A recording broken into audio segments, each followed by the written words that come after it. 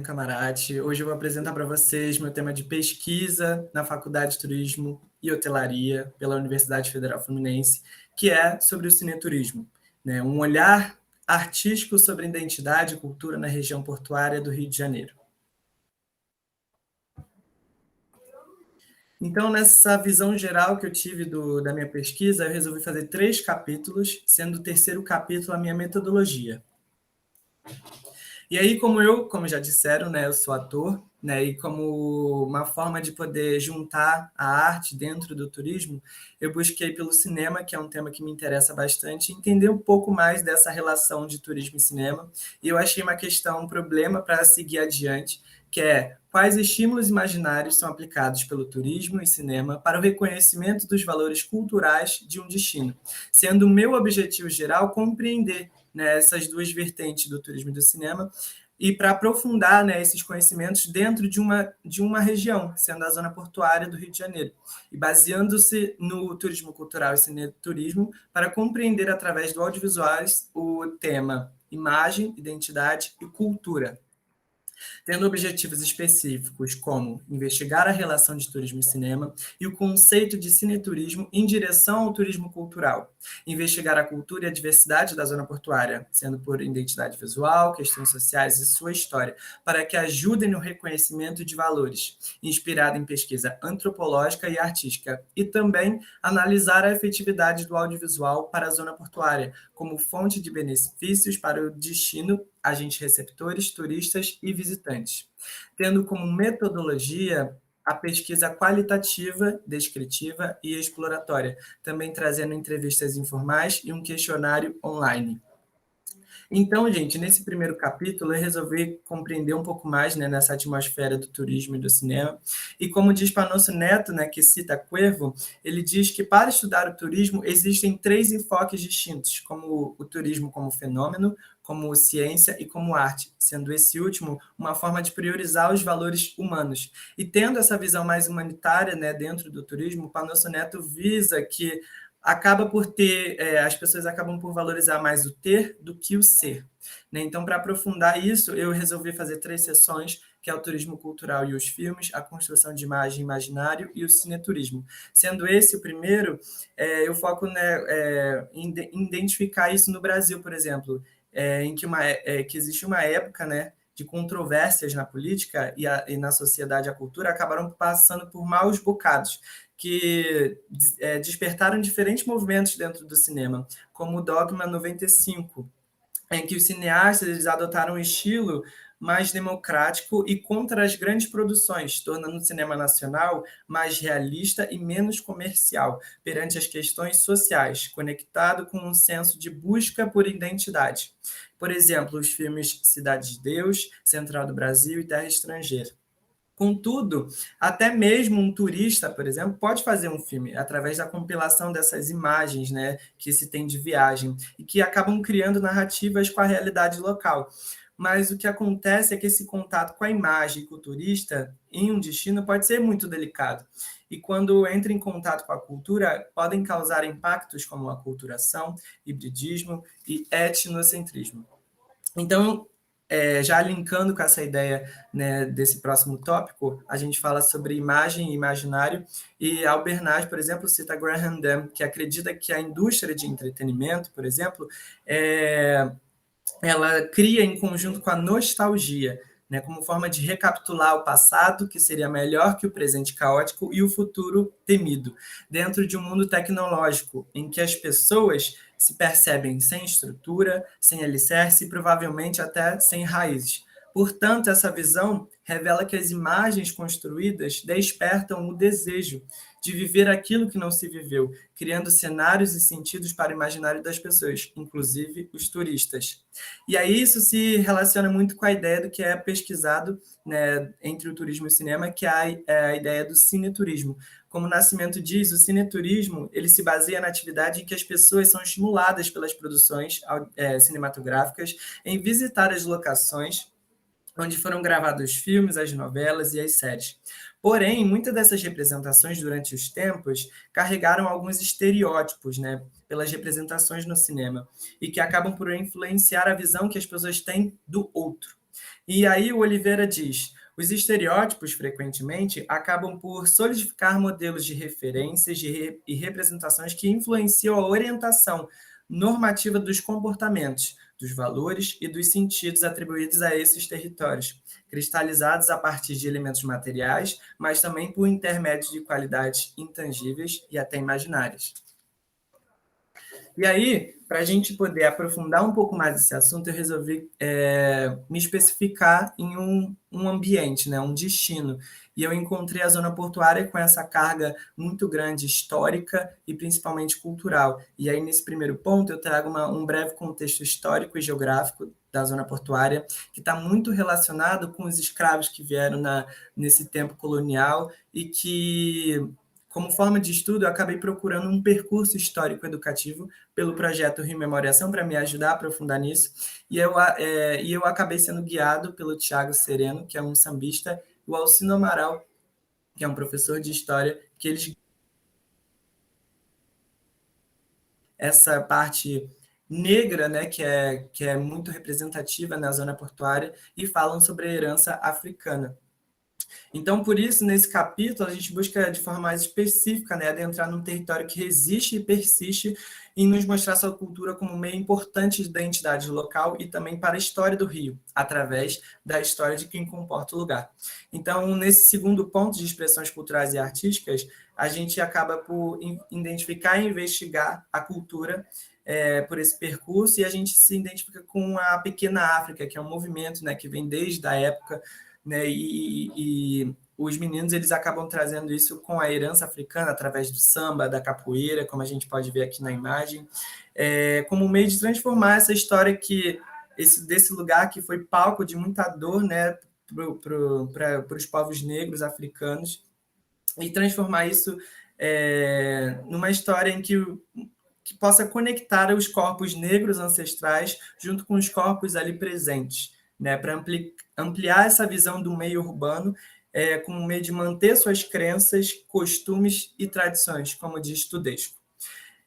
E agora eu vou apresentar para vocês, no terceiro capítulo, que é também a minha metodologia, uma parte que foi de criação autoral, né, desse projeto, que eu criei um filme, né, para poder ampliar essa visão do que é a zona portuária e também criar uma outra narrativa, né, me baseando para investigar a imagem, né? Então, eu vou desligar aqui meu microfone rapidinho.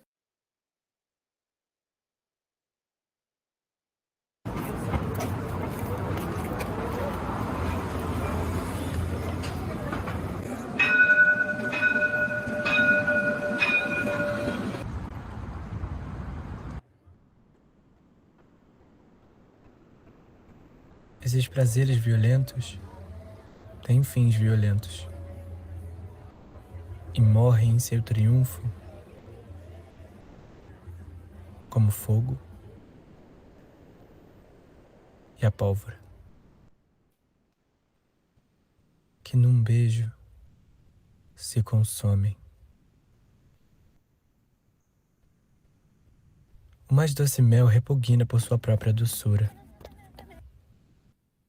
e seu sabor confunde o paladar.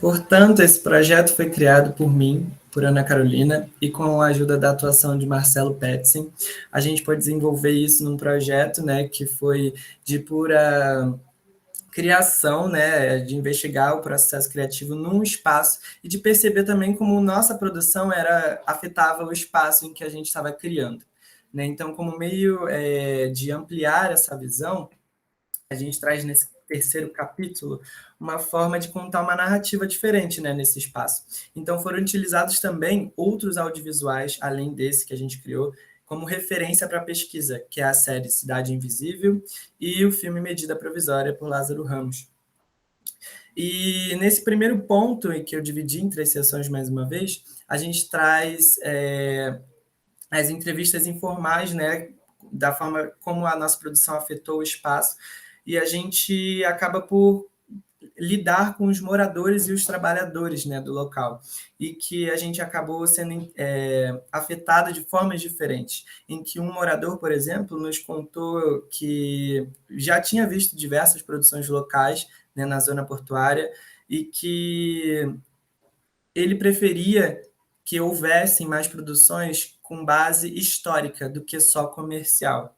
E também a gente lidou com outras questões em relação à recepção do espaço, em que, em dias de evento que rolou as gravações, umas moradoras pararam a gente, falaram sobre as urinas que acontecem, né, na Pedra do Sal, por exemplo, que é onde a gente gravou aqui na imagem, por exemplo, e também falaram sobre a falta de segurança, né, no dia que a gente estava gravando. Então foi uma coisa interessante para ver como acontecem essas diferenças, né? E aí, como esse segundo ponto agora, que é a percepção dos visitantes, turistas e estudantes, então, para entender e enxergar melhor a zona portuária pela visão dos outros, a gente fez um outro percurso, né, que foi pelo áudio-guia do nosso professor Ari, que, em conjunto aos alunos da UF, né, de turismo da UF, foi uma forma de também poder apresentar o filme antes do percurso ser completo, para, no fim, apresentar um questionário em que todos são identificados por respondentes e uma numeração em ordem que eu coloquei, sendo no total 18 respondentes. Então, nesse questionário eu dividi em 3 partes, né, em que a primeira eu falo sobre a zona portuária, a segunda eu falo sobre o cineturismo e a terceira sobre o audiovisual apresentado. Então, nesse primeiro momento, eu pergunto aos que já visitaram o que chamou sua atenção na zona portuária e quais as manifestações artísticas e culturais você reparou. E aí o respondente 11, por exemplo, trouxe algo interessante, né? Falou sobre as cores, que dá uma sensação de movimento do lugar, né? E sendo que a maioria citou os grafites, né? Que então acaba tendo essa conexão com os grafites, né? Nas partes de patrimônio material ou imaterial, nas paredes dos lugares, tendo essa referência de representação, né, de imagem, ou trazer essa identidade local nas paredes, né? Nessa segunda vertente que a gente fala sobre o cineturismo, a gente questiona sobre: você iria à zona portuária por causa de filmes? 16 de 18 pessoas responderam que sim. E aí a gente pergunta: buscaria visitar o local? 17 dos respondentes também disseram que sim.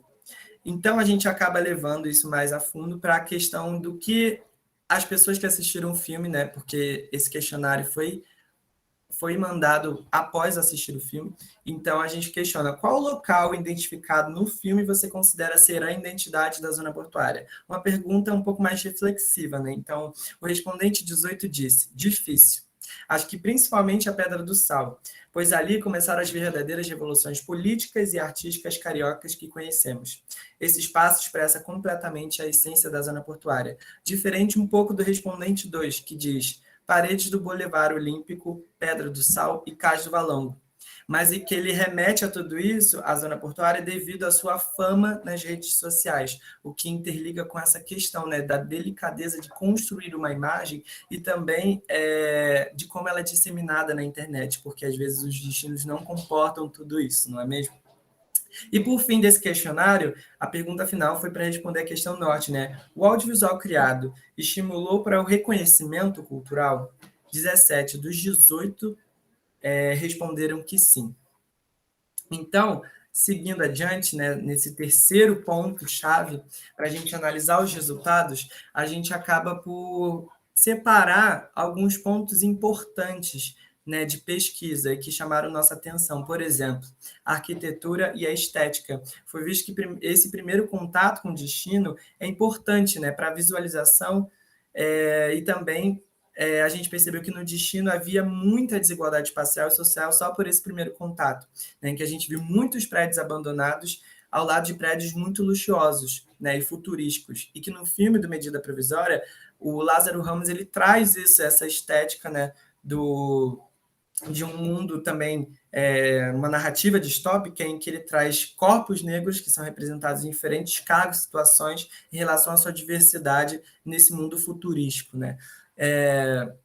Então, falando sobre diversidade, acaba sendo um ponto também importante pelos dias de gravação que a gente passou, e a gente viu algumas transformações no local em relação a essas manifestações artísticas e culturais, como a gente pode ver aqui na imagem, a hashtag Eu Existo, compondo uma visibilidade ao mês do orgulho LGBTQIA+, né, recebendo também eventos que comportassem isso para ter mais visibilidade, né? Então, isso aconteceu durante as filmagens e a gente também usou essa transformação para ter uma referência, né, em relação à nossa construção de imagem.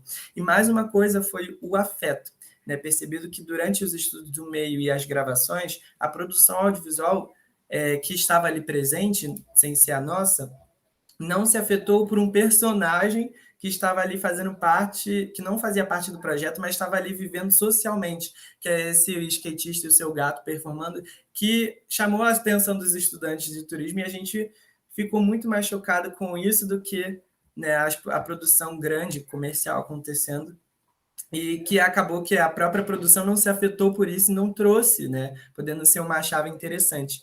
E que foi diferente do que a gente criou no próprio filme autoral, né, que causou, quando os estudantes foram ver, causou algumas histórias além do próprio audiovisual que foi interessante, que, por exemplo, alguns estudantes vieram falar sobre o carnaval comigo, né, na área da zona portuária, e também uma simbologia afetiva de algumas locações, como, por exemplo, essa árvore de valor afetivo para uma das estudantes, né, no Jardim Suspenso do Valão, que ela disse que ela tinha tirado uma foto do pai, que infelizmente não está mais entre nós, mas que ela tem essa simbologia da árvore ter, né, esse espaço afetivo para ela.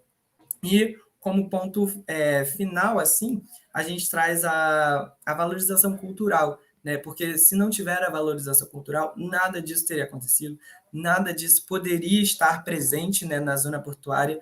E durante as gravações aconteceu umas questões na política, por exemplo, em que houve vetos contra as leis que ajudavam a cultura, né? Que é a Lei Aldir Blanc II e a Lei Paulo Gustavo, que ajudam fazedores da cultura e também do setor audiovisual com dinheiro, né? Com esse investimento. Né? Então, a cultura acaba sendo o que conecta as pessoas e os lugares, e também o compartilhar de suas histórias. E agora, por fim, as considerações finais, eu queria dizer que os objetivos foram atingidos, tanto pela construção de imagem, tanto o acesso à identidade, à origem local, para a gente poder criar algo além ou criar algo em conjunto, né? E algumas limitações foi essa criar, né, com a subjetividade humana, que é uma coisa muito complexa, inclusive para quem é ator, né, nessa pesquisa de atuação. E o audiovisual se mostrou como uma ferramenta, né, tanto no turismo cultural quanto no cineturismo, como uma forma da gente acessar tudo isso. E eu percebi que na pesquisa que eu fiz, com o questionário, isso influenciou muito a visão das pessoas em responder, porque elas tinham assistido o filme antes, entendeu? Então acontece que as pessoas foram se baseando, né, no que elas assistiram, que estava fresca na memória. Então, assim, é uma forma, o audiovisual acaba sendo uma forma também de mediação no espaço, né, tanto para quem pratica o turismo, quanto para quem pratica outras atividades dentro do turismo e dentro do cinema. Então, sugestões futuras seria, por exemplo, fazer uma pesquisa de questionário, por exemplo, antes do filme, né, para ver o que as pessoas têm, que elas carregam, ou se elas já perceberam outras atividades acontecendo no local e que pudessem trazer de interpretação, e o acesso que elas têm para a cultura, né, de como poderia elas se afetar mais pela cultura. Então, como ponto-chave, e para terminar esse projeto, Por Deus cita: homens revolucionários que abandonam a ideia do corpo-máquina e trabalharam com a abordagem centrada na subjetividade, na emoção, na identidade, na simbologia, nas narrativas que restauram as memórias. A nossa dificuldade hoje é não deixar o afeto se apagar, no momento em que tudo virou máquina. E, por fim, eu tive algumas referências para me ajudar a compor esse trabalho. E eu queria muito agradecer a todas, a todos e a todos. Fim. Perfeito, Guilherme. Parabéns pela apresentação. Muito obrigado. Eu vou pausar a gravação agora para a gente gravar separadamente as arguições, tá bom?